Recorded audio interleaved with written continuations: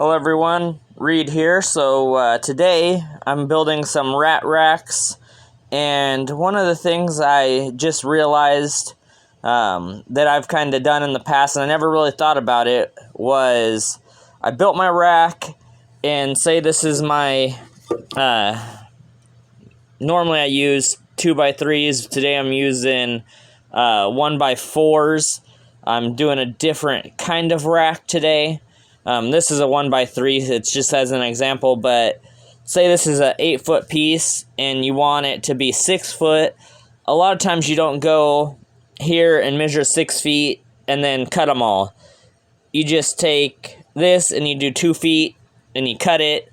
A lot of times you'll have like here, this little guide, this will go out to your 2 feet, so it's like perfect.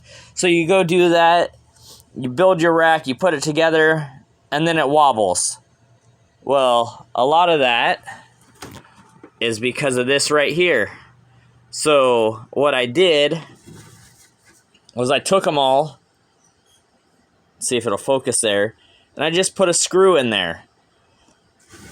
I made sure that they were all nice and flush. They were all nice and flush.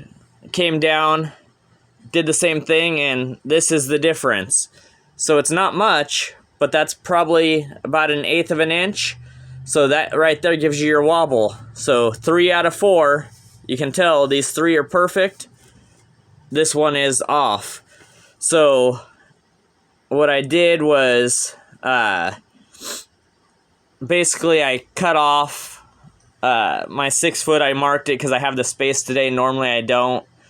But in this case, what you could do is just take this, put it up there, cut it off, and then do your 2 feet, and you would be good. But that's just a little tip that I wanted to share with you guys as I've been building these racks over the last couple months. I've noticed a couple things, and normally I don't really think about what I'm doing, but I want to get on here and help you guys out a little bit. So that is one of those tricks that I could pass along to you. I hope you like. Please subscribe, like this video, and share it with all of your friends if this video helped you. Have a great day.